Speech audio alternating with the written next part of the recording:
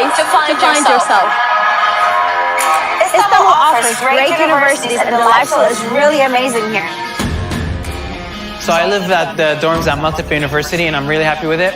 There's a cleaning service every few days and then there's the library nearby which is open 24/7. My first impression when I came was like, it's huge. You have everything in one place. When you first come to Maltepe University, you don't know where what is and you're like, oh my God, I need help. Guess what? You're not alone. There is the international office people over there. They're like family. They're very helpful and they're always there for you. Istanbul is the perfect mixture between ancient and modern. Coming into this city helps me discover myself, learn about so many different cultures, learning about the world, which will help me in writing future books. At Maltepe University, we have a lot of research centers. Because of that, we have the ability to participate in a lot of international projects. Here at Maltepe University, the education consists of both practical and theoretical. We get the opportunity to practice everything we learn in class in real life. So after we graduate, we have a degree and we can work all over the world. People come to Istanbul all the time, but what they really miss when they visit are the antique shops, which contain thousands of years of memories and also a thread of the modern future. I like to use every minute and just get out and hop on the ferry and just go from the Asian side to the European side and just enjoy the wonderful weather with the wonderful Bosphorus behind me and just enjoying the moment of Istanbul. Istanbul is very beautiful with great culture. This city is the symbol of diversity. Come and study at Maltepe University. Come here and feel like you're home.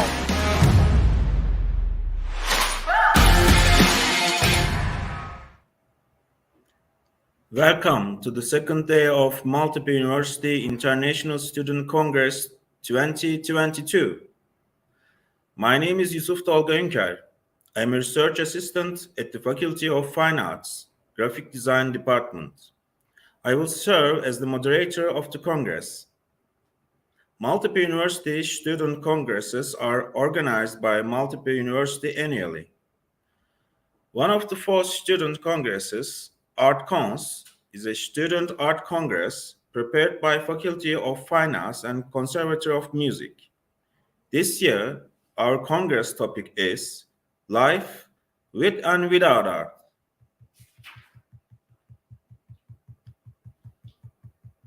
This year, we are fortunate to have 2 valuable keynote speakers for our congress. We will give part to each of them at the beginning of each session of our congress. Our first keynote speaker today is Mr. Ardacan Özsu, who is a lecturer at Maltepe University Faculty of Communication. We are so happy to have him and let's listen what he says.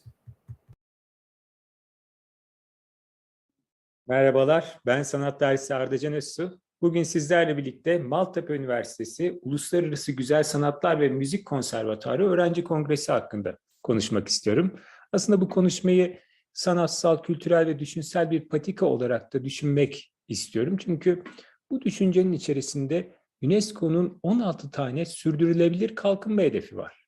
Bu kalkınma hedeflerinden bir tanesi içerisinde sanat yok. Dolayısıyla biz de isterseniz yeni bir yol haritası çizelim. O yol haritasının içerisinde pusulamız olarak da sanatı seçmeye çabalayalım ve sanatı seçtikten sonra da yer yer farklı konularda bu düşünsel yolculukta ilerlemeye çabalayalım. Şimdi şöyle diyelim isterseniz değerli arkadaşlar. Özellikle sanat dediğimiz mefhum, yani sanat dediğimiz kavramın içerisinde önemli bir netice var. O önemli neticeyi çağdaş sanata değerli açılımları beraberinde getiren bir besteci Can Keç şöyle açıklıyor. Sanatın bir işlevi olmalı ve sanat hayatımıza ve etrafımızda olan bitene karşı bize farklı bakış açılarını sağlamalı diyor. Dolayısıyla bu bakış açıları içerisinde sanatın evet etrafımızda olan bitenlerle temas kurmamıza, yani sanatla hayat arasında bir diyalektik geliştirmemize olanak sağladığını görmekteyiz. Dolayısıyla şöyle bir şey de yapabiliriz. Demek ki sanatın ve sanatlı hayatın içerisinde bakış açısını, bunun dışında farklılıkları, bunun dışında sınırlamaları yıkan onun yerine söylemden eyleme geçmeyi teşvik eden bir neticeyi paylaştığını söyleyebiliriz.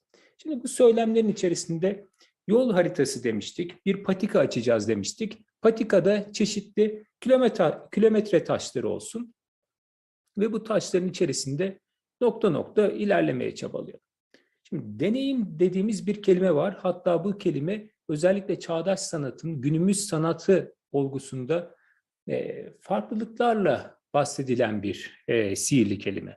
Şimdi deneyim neden önemli? Deneyim aslında yaşayarak öğrenmeyi, teşvik etmeyi, öğrenirken tecrübe etmeyi, izlemlemeyi, gözlemlemeyi, etkileşim kurmayı ve sonrasında da onu yine sanatsal bir tezahürle yansıtmayı gösteren bir kavram. Hatta deneyim şöyle de önemli. Deneyim derken biliyoruz ki önemli bir yine sanatçı var, Vito Acconci diye. Artık sanat yapmaktan ziyade deneyimlenmeye dönüştü diyor. Yani tecrübe etmeye dönüştü. Bu tecrübe etme kavramını biraz daha bence irdelemekte yarar var. Çünkü şöyle bir şeyle karşılaşacağız sevgili katılımcılarımız. Nedir o? Özellikle bir şey vardı. Yani 19. yüzyılda modernite olgusu vardı ve bu modernite olgusunu sıklıkla ifade eden bir Charles Baudelaire adlı şair vardı. Charles Baudelaire ne diyordu? Flanör diyordu. Flanör derken de flanör gömleğini giyen kişi özellikle kendini evi dışında her yerde evinde gibi hisseden bir kavrama dönüşüyordu, bir kimliğe bürünüyordu. Bu kimliğin içerisinde başka bir şey daha vardı aslında. Caddelerden, bulvarlardan ziyade sokaklara, kenar mahallelere geçerek sokağın tozunu, kumunu ve gerçekliğini görerek, oradan izlemleyerek yaşamın aslında hakiki alanlarında gezinerek gerçekliği bulma problematiği ve onun tezahürü oluyordu. Dolayısıyla deneyim ve deneyimin içerisindeki gözlem, gözlemin içerisindeki izlenim, izlemimin içerisindeki etkileşim böyle bir perspektifi beraberinde getiriyordu. Aynı John Cage'in dediği gibi etrafımızda olan bitene karşı bize farklı bakış açılarını sağlamlaştırıyordu. Zaten başka bir sanatçı daha bir şey diyordu. O da güzel bir açılım yaratabilir diye düşünüyorum. Özellikle Francis Picapia'da başlarımız zaten düşünceler değişebilsin diye yuvarlaktır diyordu. Dolayısıyla bu düşüncelerin değişmesi, dönüşmesi derken deneyim kavramından söz ettik. Başka bir kavramdan daha söz edebiliriz. Özellikle gündelik yaşamdan, yani caddelerden, hani sokaklar demiştik ya, gündelik yaşamla temasımız arttıktan sonra insanların bakış açısı hakikaten farklılaşmaya başlıyordu. Ve gündelik yaşamda gördüğümüz sadece insanlara değil, nesneyle insan ilişkisi de farklılaşıyordu. Farklılaşırken de değişiyordu. Mesela artık sıradan nesnelerin, yani hazır yapıta bir nevi Marcel Duchamp'ın dediği gibi ready-made'lere dönüşerek aslında değersiz olanın değerli hale gelmesi gibi bir olgu tartışılıyordu. Ve bunun dışında şunu da söyleyebiliriz. Buluntu nesne kavramlarıyla aslında yine sanatın içerisinde kullanılmayan malzemelerin kullanılır hale dönüşmesi gibi bir gerçeklik vardı.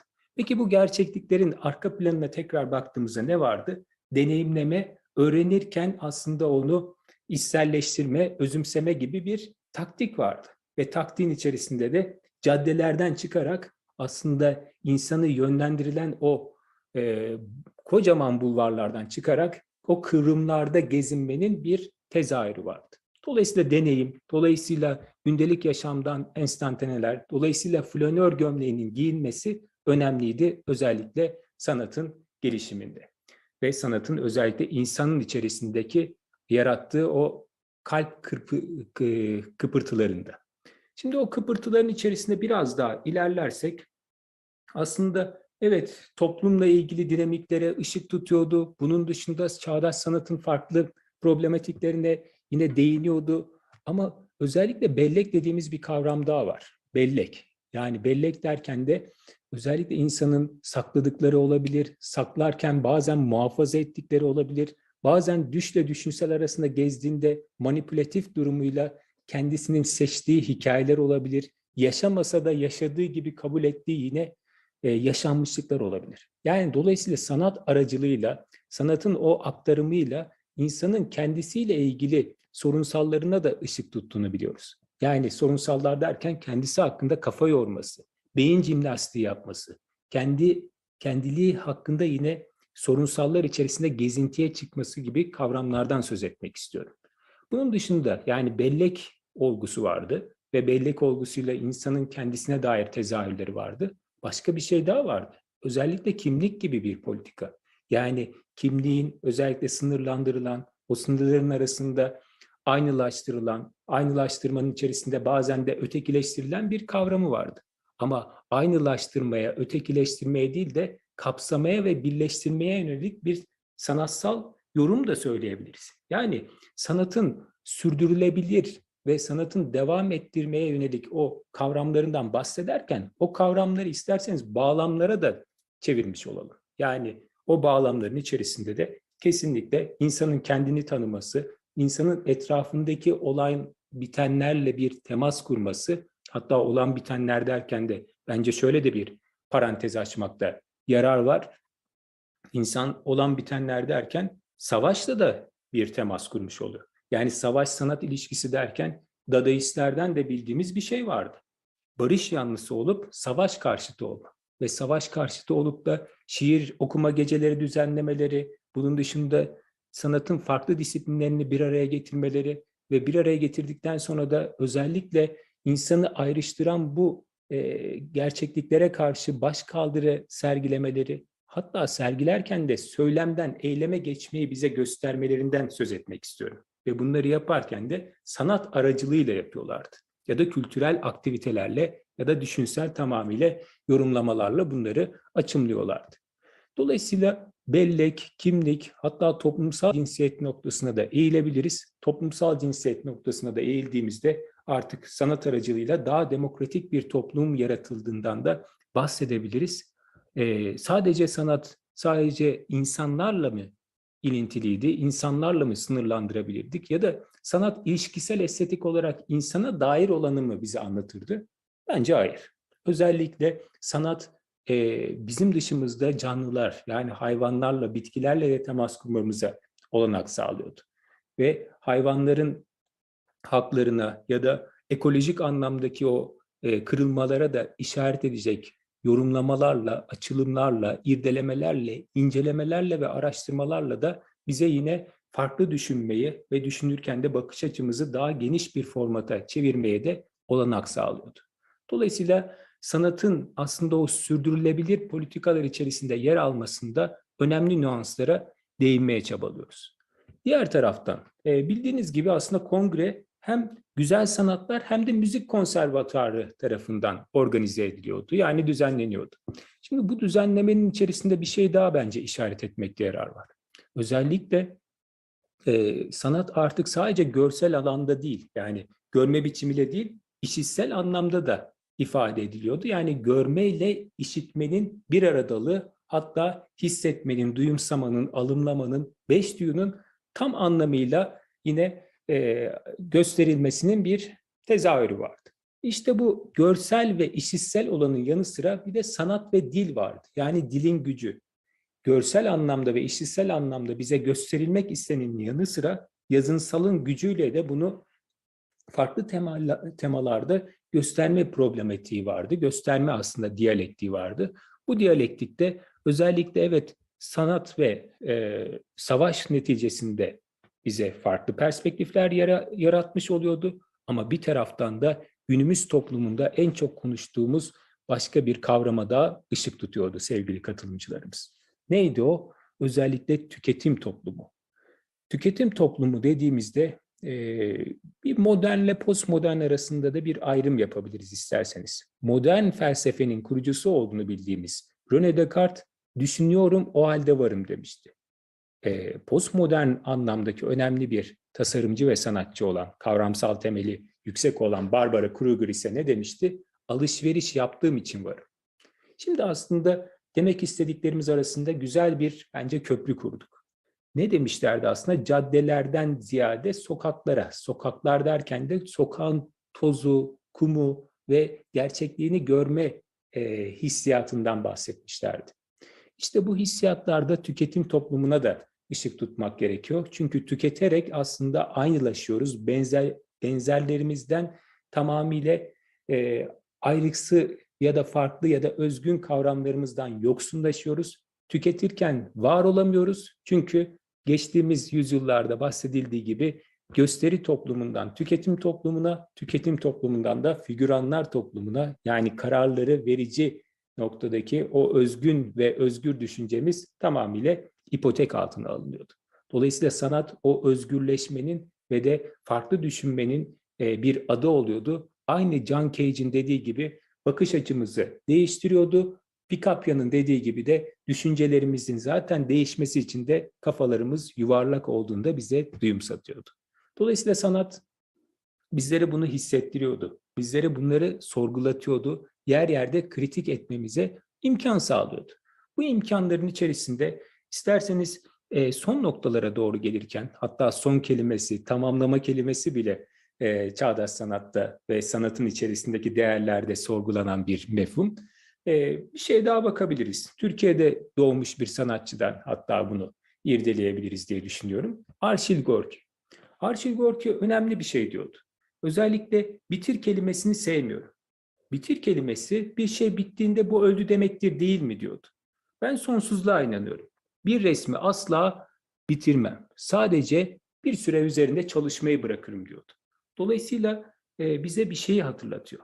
Noktalarla değil de virgüllerle devam etmeyi.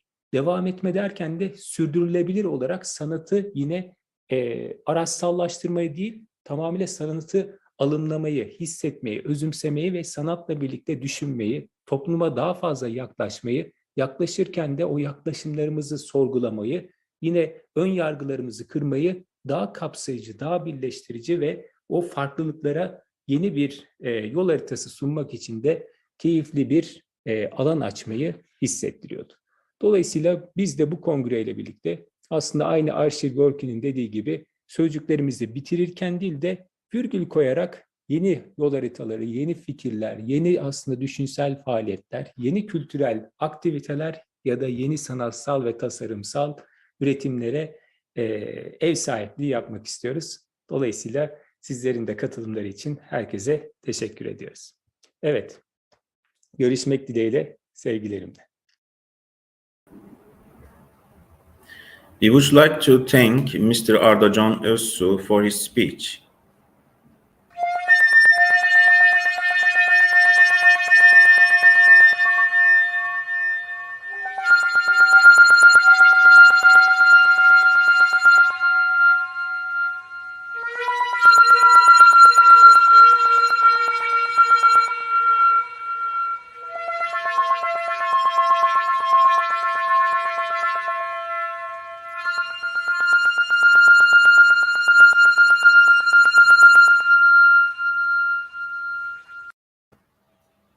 We would like to start the second day of our Congress with a musical performance submission.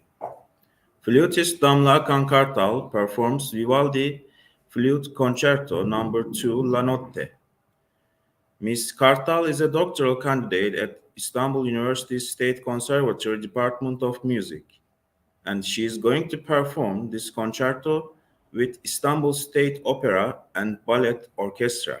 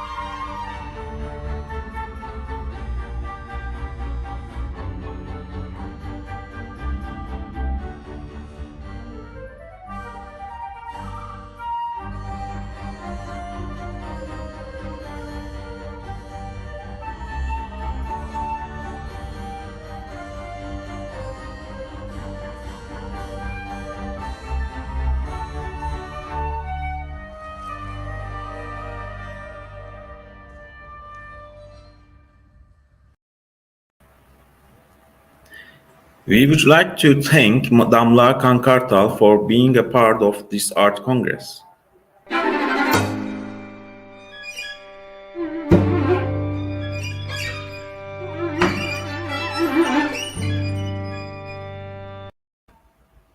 Now, we will listen to our valuable participants with their presentations based on their articles. Firstly, I invite Ms. Gamze Güzel from Istanbul University, Faculty of Letters, Department of Theater Criticism and Dramaturgy to make her presentation titled Anti-Space Thesis, Dramaturgies in the Anthropocene Era. Good morning. Thank you all for being here today. I'd like to start by introducing myself again. My name is Gamze and I'm a master's student in the Department of Theater Criticism and Dramaturgy at Istanbul University. And right now I'm working on my thesis, which focuses on theater and ecology. And the topic for my presentation today is the anti-species dramaturgy in the Anthropocene era. We can start by looking at the concept of Anthropocene. This leads us to the point we are going to discuss today. The term Anthropocene was coined in 2000 by ecologist Eugene Stormer and Nobel Prize-winning atmospheric chemist Paul Crutzen in the context of a geological study. This term was referring to the negative effects of human actions on Earth. Of course, some debates took shape on the axis of this concept. As Donna Haraway asks, the anthropos, what is that? All of Homo sapiens, and who exactly? And she answers right after that, fossil burning humanity is the short answer. Today, fossil fuel companies have a great responsibility in our current dilemma, and the root cause of our dependence on fossil fuels is capitalism. For this reason, many researchers prefer the term Kapitolocene to Anthropocene. It's now accepted by many scientists that the Earth is no longer can be a source for the growth politics of capitalism. At its core, capitalism requires treating nature as a resource. Today, societies consider nature as an object, and we can look for the reasons for this in the humanism brought by the Age of Enlightenment and in the philosophy of Descartes. Dualism was shaped by Descartes' philosophy and gradually settled in the Western way of thinking. Descartes clearly distinguished between man and nature, saying that there is a binary opposition between mind and matter. Descartes argued that human beings are separated from other beings by having a mind and soul. And those other living things, plants and animals, are just automatons incapable of having a soul. Of course, these views were scientifically refuted. Now we know that animals and plants are not automatons, they are complex creatures just like human beings, but this did not prevent dualism from settling in the Western way of thinking. Because this way of thinking, as Jason Hickel stated, appealed to the need for power groups to divide the world into two. When we examine dualism, we see that this idea is the main reason underlying many types of discrimination, such as speciesism, racism, class discrimination, misogyny, and so on. Paul Plumwood draws a diagram that reveals the dualities that shape Western society. For instance, I'm going to mention some of them as nature, culture, reason, nature, male, female, mind, body, master, slave, rationality, animality, human, non-human, self, other, and subject, object. Plumwood states that in the contrast set, virtually everything on the superior side can be represented as forms of reason, and virtually everything on the underside can be represented as forms of nature. As a practical movement for social change, ecofeminism opposes all kinds of these oppressions and struggles with them by seeing the common cause behind them. Therefore, an ecofeminist approach in dramaturgy stands at a very important point for us today. Now I'd like to move on to the question, where does the theater stand at this point? When we examine the roots of theater, we see that it's an inseparable part of culture. And theater is an art form that centers on people. Carl Lavery says that this is why theater, either consciously or unconsciously, has played such a minor role in eco-criticism in comparison to other disciplines. He states that dramatic theater has, since antiquity, concerned itself with what Sophocles in Antigone termed the miracle of man. It tells the story of man, a unique creature famous for crossing the seas, plowing the land from year to year, hunting birds and wild animals, breeding steeds, and establishing civilizations. So as Carl Lavery asks, what can theater do?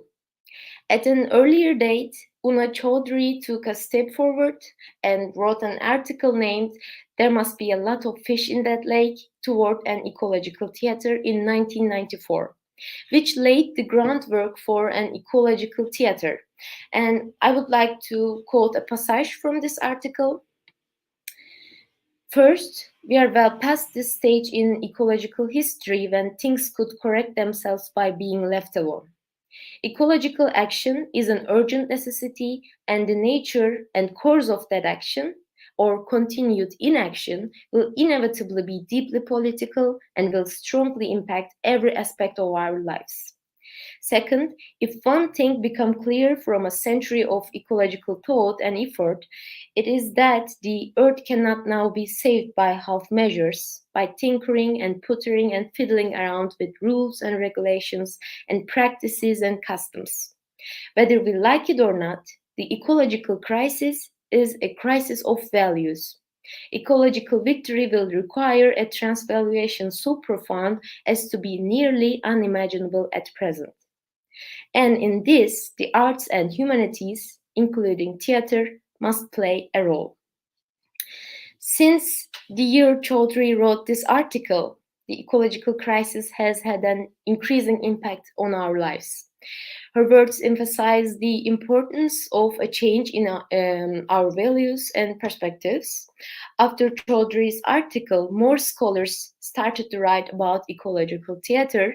There are lots of scholars like Bonnie Maranka, Downing Claes, Wendy Ahrens, Deidre Haddon, Sally Mackey, and so on, who wrote about ecological theater. I'm not going to dive in these works today. I'm focusing on the possibilities of anti-species dramaturgy, and that brings me to the work of Lisa Wojnarski.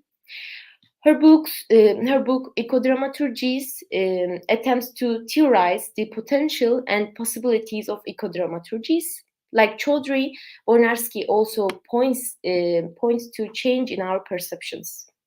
She states that thinking ecologically requires a shift in perspective to decenter the human, question neoliberal environmental logic, and reimagine the nature-culture binary.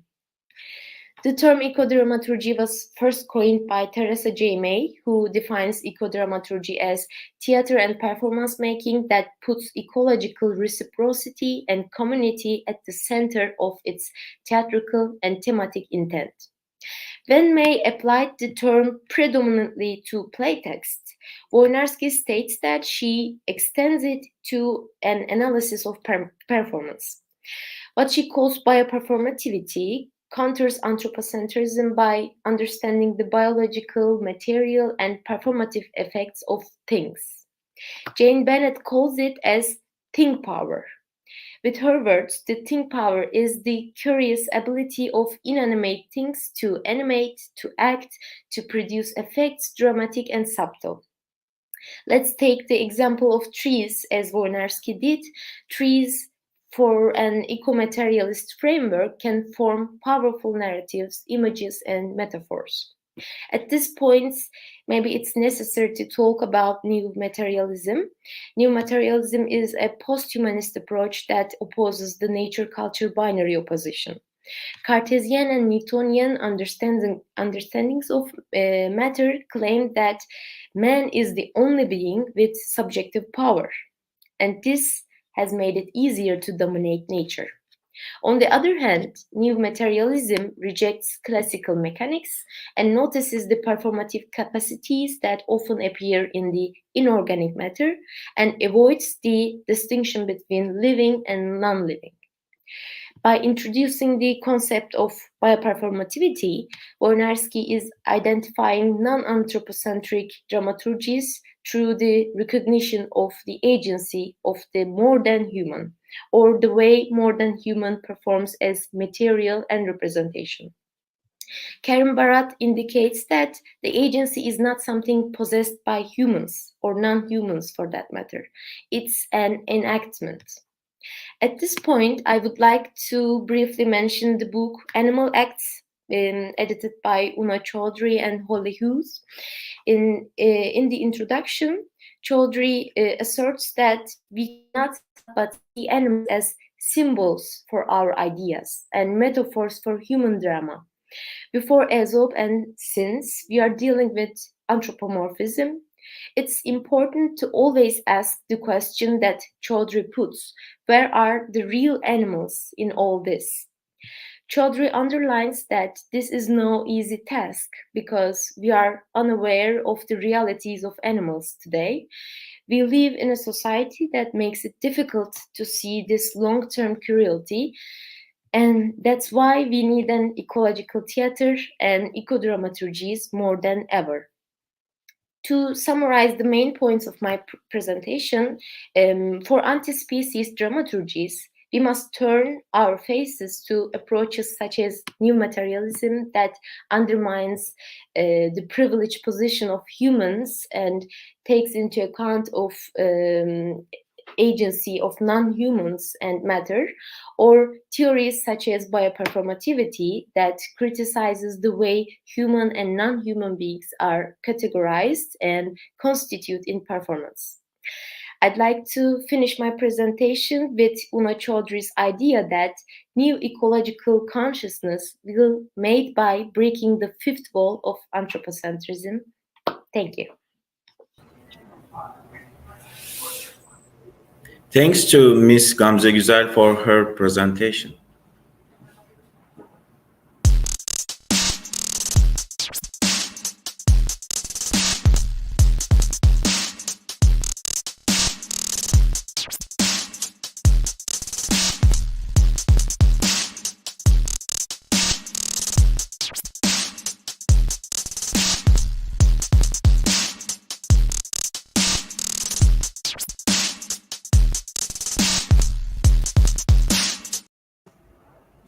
Next, I invite Mr. Orhan Öner Özcan from 9 Eylül University State Conservatory, Department of Music, Orchestral Conducting to give his presentation titled Analysis of Orhan Öner Özcan's Yunus Emre Cantata in Terms of Conducting Techniques. Hello, dear academicians and dear researchers. I'm glad to be a participant of this Congress. I work in Izmir State Opera and Ballet as a conductor, and I am a student in proficiency in arts program in conducting department in 9 Eylül University. I thank to administration of Maltepe University for this valuable event. And that was a nice concept. Congratulations to Damla Akan Kartal and Istanbul State Opera and Ballet Orchestra. Please let me tell about my short research about Özcan's work. Well, it's hard to talk about one's own work. A short analysis of Özcan's Yunus Emre Cantata in terms of conducting techniques. This is a cantata composed by Özcan for 4 solists, includes a countertenor as Derviş Yunus, bariton as Hacı Bektaşi, bass as Tapduk Emre, tenor as a singing narrator, he sings especially recitatives before the areas and makes connections in the between the areas, and SATB choir and symphonic duet orchestra. Its world premiere had been performed in December 2021 in the theater of İzmir State Opera and Ballet in Turkey. This composition has a chronological expression. I read about more in about the history of Anatolian Selçuks, and the librettist Murat Tuncay, he is a professor, wrote the libretto according to poems of Yunus Emre, and he made the historical chronological structure, and it helps to do music also. The work begins with the variations of the military music that the Anatolian Selçuks performed during the wars.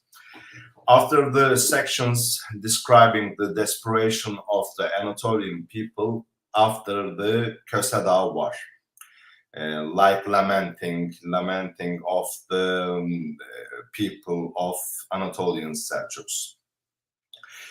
It tells the story of Yunus Emre's becoming a dervish year by year, with the music created by the modal structures of Anatolian folk songs and hymns, especially Ayus Sufi music, with the symphonic orchestra, of course, with variations. Ethnic instruments such as bağlama or kopuz are not included in the Yunus Emre cantata, but the harpsichord, which is similar to these instruments in terms of sound, is used. Technically, both instruments are played by pulling the strings. The chords played by the harpsichord were lined up along the strings of the bağlama, and the chords were played by breaking from low to treble. Thus, it is heard as if there is a bağlama among Western symphonic music instruments. As in this example, there are a few more examples in which the sonority of various ethnic instruments is imitated with Western musical instruments like zurna, and I will tell about in the next pages. Another feature that makes Yunus Emre cantata stand out is that the singer representing Yunus Emre is a countertenor. The vocal range of the areas which benefit from all the advantages of the countertenor voice are kept quite wide, and the parts sung by the countertenor are among the first examples of the countertenor repertory in which the modal structures of Sufi music are used, I guess. According to the Özcan, the composer, in this cantata, many elements that we can hear in Anatolian lands proceed in a contemporary understanding with Western music forms, and aksak rhythm is given wide coverage. Aksak is a rhythmic system in Turkish folk music, which literally means limping, stumbling. The main subject of this review is the intonation problems that the artists who will perform the work may experience in modal structures, and especially studies that are suggested to be done in terms of conducting techniques so that the tempo can be felt correctly in aksak rhythms. Well, there's a example of the work. This is the first page of the conductor's partition, the instrumentation of the Yunus Emre cantata. We see on the left side of the picture. Instruments were also used in the armies Anatolian Selçuk. They used lots of drums, etc. Hundreds of big drums and dozens of horns were making noises to frighten the enemy. It's like a gun. The instruments was used as a gun to frighten the enemy. For example, köz and nakare, are some of these instruments, which are still in use in the Turkish symphonic orchestras today still, or the other orchestra may use them.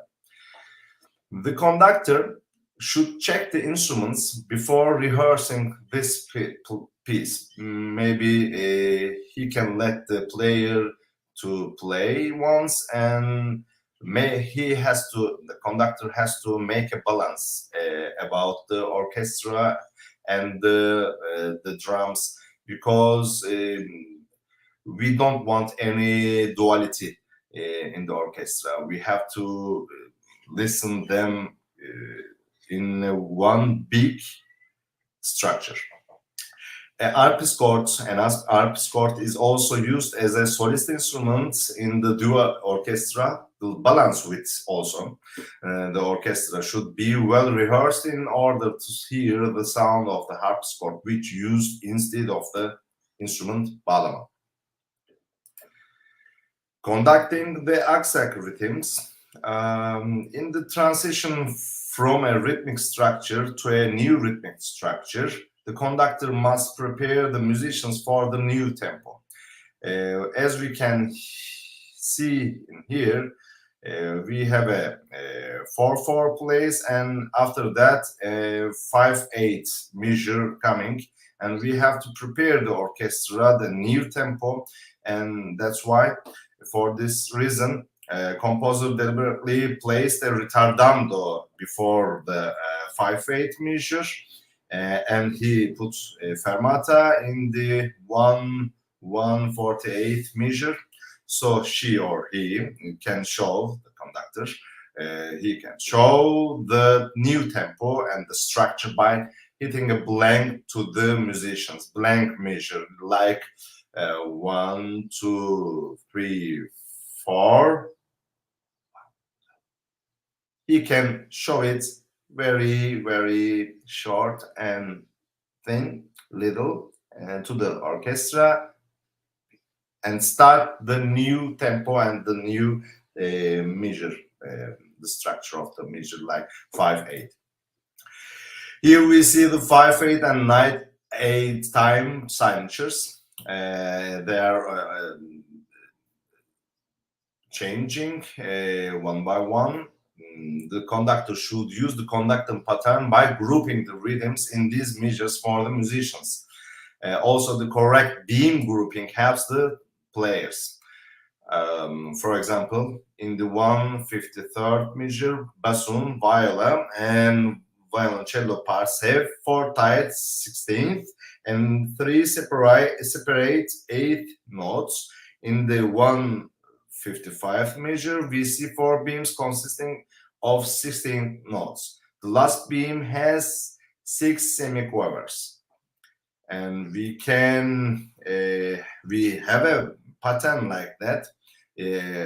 All the musicians know these patterns, but maybe the grouping is different for some foreign musicians. I don't know. I guess only conducting patterns that can be used when rehearsing the score that takes place in the previous page. And for 5/8, we use 2 movements, like 1 2 1 2 3, 1 2 1 2 3. And for 9/8, we can use, for the place in the previous page, 1 2 1 2 1 2 1 2 3, 1 2 1 2 1 2 1 2 3. The grouping is like that. The beam grouping is like that. For 9/8, 1 2 1 2 1 2 1 2 3. These numbers are for 8 notes, or the grouping system. 1 2 1 2 3, 1 2 1 2 1 2 1 2 3. We use these groupings for the structures of the musics, or we can choose them, or we can decide which beam groupings that we use according to words, according to language, according to libretto. It can change. We can see a lot of examples in the Anatolian folk music. in different sides of Turkey, maybe in Black Sea region or the other sides, we use lots of beam groupings. According to words, according to türkü, it can change. In this example, we use for 5/8, 1/2, 1/2, 3. But maybe it can be as different in a different türkü or şarkı. 1/2 3 1/2, 1/2 3 1/2. We can change the beam grouping, and the conductor should help the musicians according to beam grouping. A search for the color of ethnic instruments. I'm sorry about the I words. I put a dot here. Sorry. And what I want to give you the color as the word color, sonority. A search for the sonority of technical instruments. Also, you can say one of these instruments played in the Selçuk lands is the zurna that I told in the first page. Here, the composer wanted to imitate its voice instead of using that instrument. Well, that I don't want to use the instrument exactly the instrument in the symphonic orchestra, because it makes duality in the orchestra, because it has a very little voice. Not maybe zurna for I can say it for klavsen, yeah, harpsichord, the Turkish is klavsen. It has no good balance. I don't want to use bağlama or the ethnic instruments with the Western symphonic orchestra, but I want to make the color, I want to make the sonority of these instruments. I want to find them from the Western instruments. Here, the composer wanted to imitate its voice instead of using that instrument. As we can see in the measure 545, he wanted to hear flute and hautbois with that trill in the fourth interval. In this measure, attention should be paid to musical articulation and dynamics, and the performance should be informed by the conductor that they are imitating an instrument, and maybe they can listen it before, and the conductor should listen zurna before to catch the sound, to catch the balance in different concert stages. As in the zurna example, the harpsichord is used instead of bağlama in this example. Technically, both instruments are played by pulling the strings that I tell about the first page. The chords played by the harpsichords were lined up along the strings of the bağlama, and the chords were played or breaking from low to treble. Thus, it is hard as if there is a bağlama among Western symphonic music instruments. Considering that the sound of the harpsichord is less than the orchestra, the conductor must have the precision of a tonmeister in musical articulation while rehearsing this piece. Here we see a part of Yunus Emre's poem. In the words, let's look at the Yunus Emre's place here, and he is singing there with the verse. This is a part of Yunus Emre's poem. The voice countertenor representing Yunus Emre in the Yunus Emre cantata. This example is a part of the countertenor's aria. The modal structure of Anatolian or Sufi music may seem strange and new to a countertenor in terms of repertory, maybe. Doing exercises on the tonality of the modal part will help the singer not to have intonation problems while conducting in ensemble rehearsals. Maybe the conductor can make the countertenor to sing with the piano before the rehearsals with the orchestra, and they can use the model structures, the tonality of these model structures by the piano, and yes, doing exercises will help to singer have no intonation problems also. Yes, dear academicians and dear researchers, thank you for listening, and congratulations to all participants and teachers. I wish you success in your work. Thank you. We would like to thank Mr. Orhan Öner Özcan.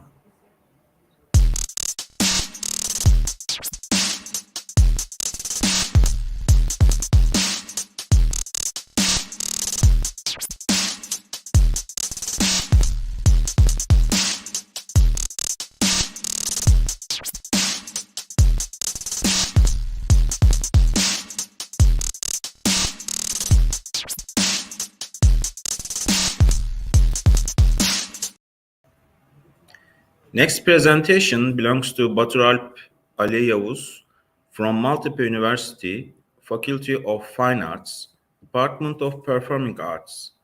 I invite Mr. Baturalp Ali Yavuz to make a presentation titled An Ecodramaturgic Narrative Through the Gains of Theater's Digitization.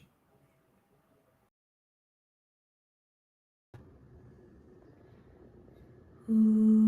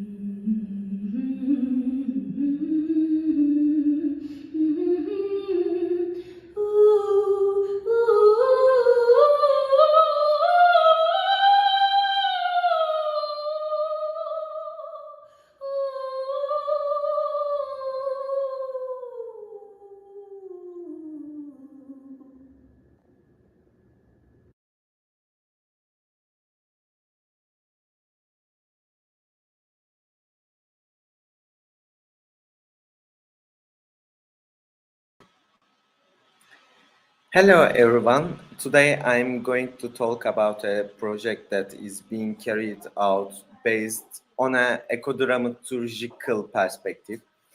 The project was carried by bringing together images of animals and plants that are extinct or endangered until today. After these images, we see the direction and messages brought by an Anthropocene area.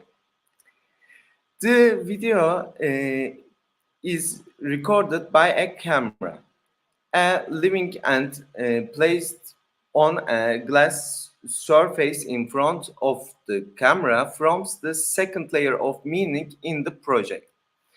The main purpose of choosing the ant is as follows. The ant is one of the most collective and productive creatures in nature. The ant also builds bridges and tunnels just like humans, but these actions of the ant take place in an ecological order, unlike human actions. So we place the ant on the glass surface in front of the camera to create a second layer of means the um, represent the ecological order. To create a third and final layer of meaning, a person seeing an area next to the camera and next to that big picture. The fact that a person seeing an area right next to this picture is the voice of endangered animals and plants and people, animals and people's affect by massacres and extinctions. Thus, sound is included as a third layer of meaning. As a result, while these layered narrative disturb the audience a little with visuals, I think it also contributes to the immersion of ecological conscience in the individual. Because as it seems this project does not address the issue from a single perspective, such as environment mentalism. On the contrary, the issue is approached from a holistic perspective by considering the requirements of ecology. In this way, the audience sees the situation as a whole, not in part. Thank you.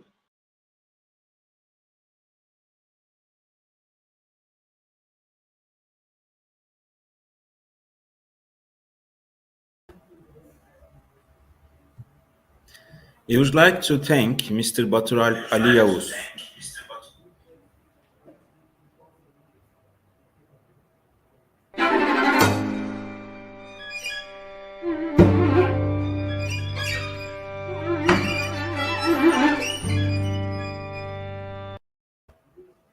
Now, I invite Mr.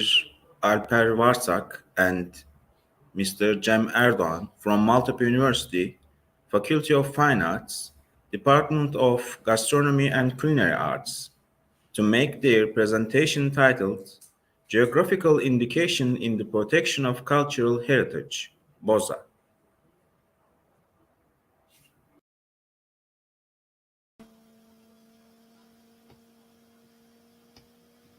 First of all, I would like to welcome all valuable participants to the Congress. Today, my classmate with Cem Erdoğan we made this presentation for the Congress. Today, I will make a presentation about Boza under the name of the geographical indication in the protection of cultural heritage. As you know, traditional production and cultural heritage have certain effects and importance in the food sector. We choose Boza because it's a traditional beverage and a product we truly believe in while making this presentation. The history of Boza dates back to Mesopotamia 9,000 years ago. It has been known since the 11th century in Anatolia, Crimea, Caucasus, Turkmenistan, Balkan, and some Arab countries where Turks live intensely. Boza is a traditional beverage which is produced as a result of the fermentation of wheat, barley, boiled rice flour, and semolina, especially millet. Takes its place in Tercüme-i Kenzul-i İştiha, which is assumed as the first cookbook of the Ottoman Empire with this recipe. The raw material of Boza consists of some cereals. These are grains such as millet, barley, wheat, rye, oats, corn, and rice.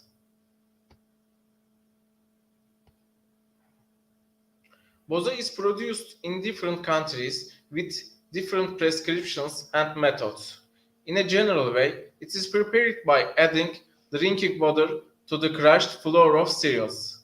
Boza has a characteristic feature with a slightly sweet or sourish taste, a dull yellow color, an acidic alkalic odor, and a high viscosity.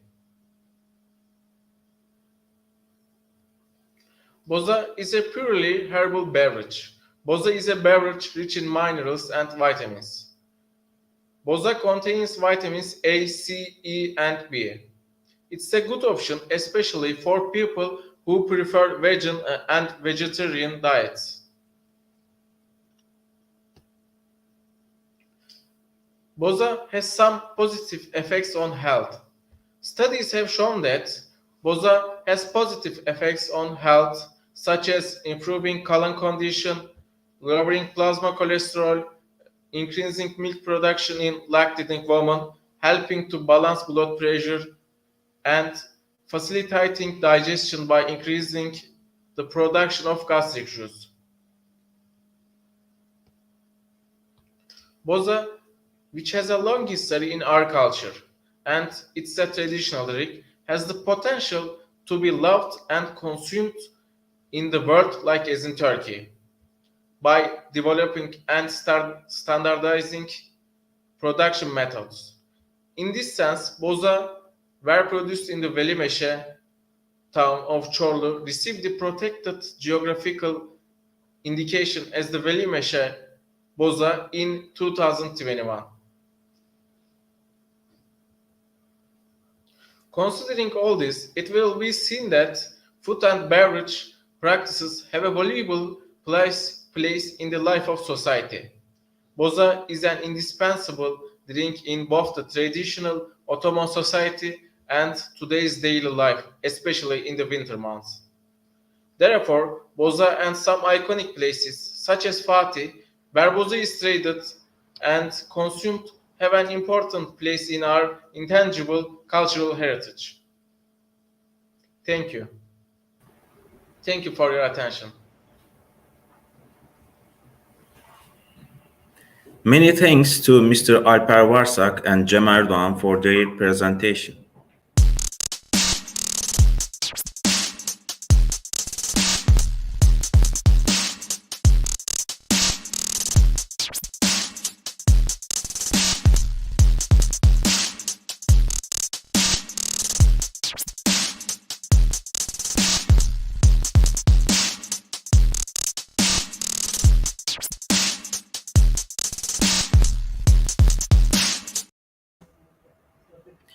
We would like to thank our participants for the presentations in the first session in the second day of our Congress. At this point, we will continue our Congress with two musical performances. Firstly, Selim Başaran will be with us. She's a piano performance student at Maltepe University Conservatory of Music, and she will perform Allegro molto e con brio from Beethoven's Piano Sonata No. 5 in C minor.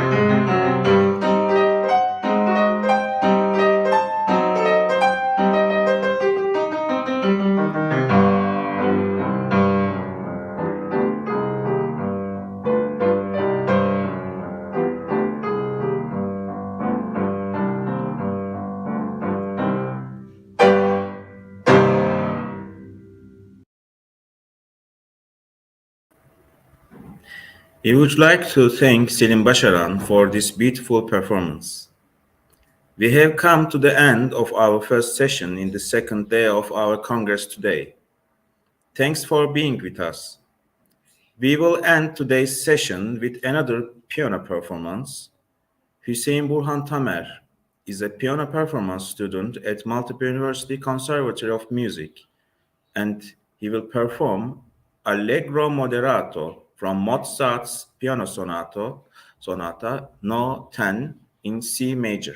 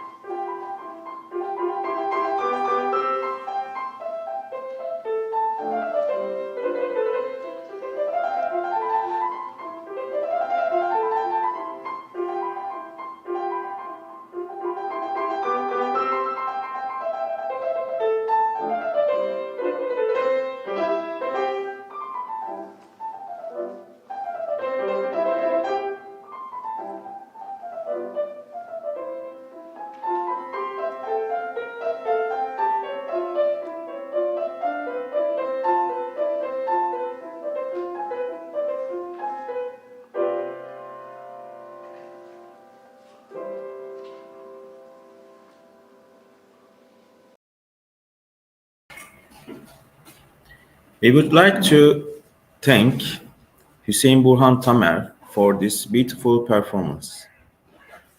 We will continue our ARTCONS Art Congress in the afternoon at 1 o'clock Istanbul time zone.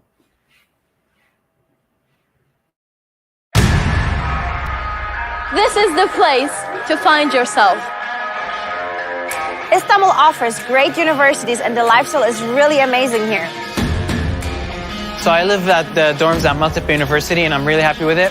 There's a cleaning service every few days and then there's the library nearby which is open 24/7.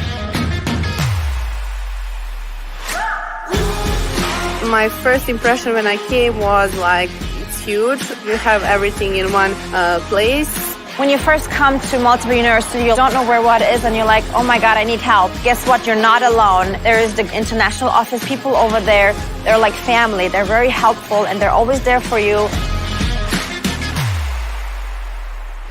Istanbul is the perfect mixture between ancient and modern. Coming into the city helps me discover myself, learn about so many different cultures, learning about the world, which will help me in writing future books.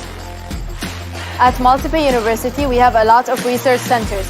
Because of that, we have the ability to participate in a lot of international projects.